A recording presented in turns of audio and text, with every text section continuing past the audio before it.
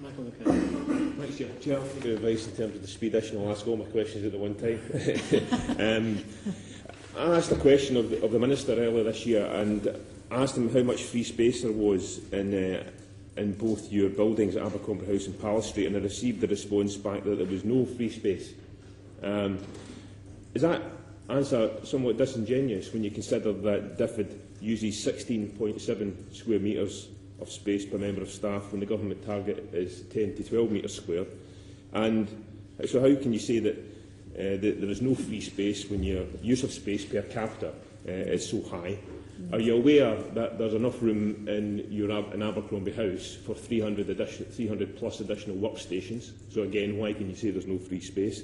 Why do you need an expensive London headquarters, such a large expensive London headquarters, when you operate globally?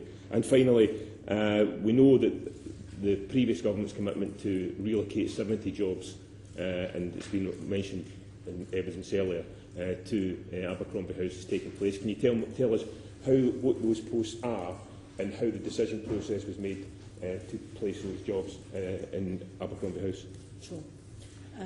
Let me let Richard answer part of that question, but on the free space,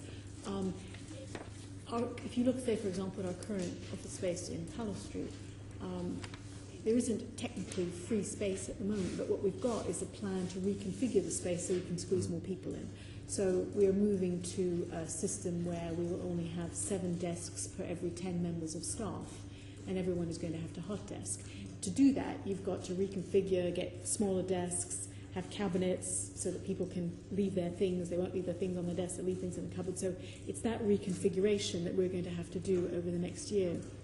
And although we've rented 1 floor already in Palace Street, we have plans to rent 2 more floors, which will generate 3 million of savings. So we don't have free space at the moment, but we're freeing up space so that we can earn more income from the space we've got.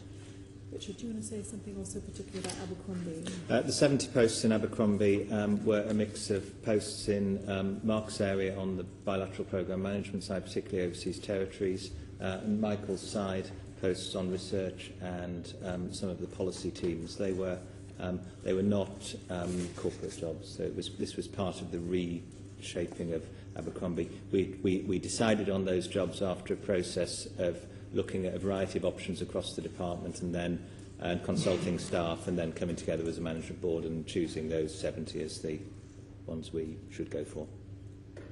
Okay, you didn't answer some of my questions.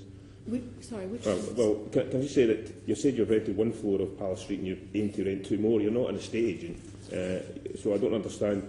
Can you explain to me why do you need an expensive London headquarters? Well, there are some functions. There are a whole range of Whitehall meetings and various other things, appearing before committees, meeting with MPs. No, but in respect, that only needs a small amount of senior civil servants, people like yourself, yes, Manisha and others. It doesn't need the size of office block that you have in central London. So why do you need it? Actually, by any Whitehall standards, DfID is the most decentralised central Whitehall department. We already have more of our staff as a proportion of the total outside of London than any other government department. So I'll try again. Why do you need an expensive London headquarters the size of it is when you're such a global operation? There's no need for those numbers to be in London, is there?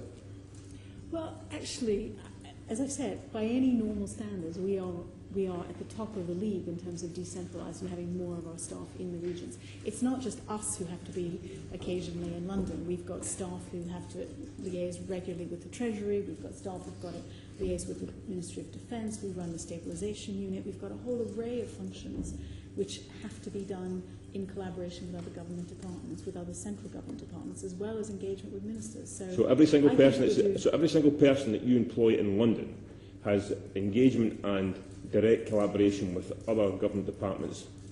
Well, no, because you have to think coherently about teams, and so you need certain teams who have big functions which have to require them to be in London, which is how we thought about which jobs we could relocate in Abercrombie. But even there, we've tried to be very flexible. A big part of the spending review was run out of Abercrombie, and those teams had to go back and forth between London on a regular basis. We have to balance the costs and manage it in a sensible way. You have to, having staff outside of London also incurs costs, because if they're having to come to London 3 times a week and stay in hotels and pay for transport, it's not very cost effective. So those are the kind of choices and balancing that we have to make as managers. Thanks, Chair. Michael McCann, after all, is the member for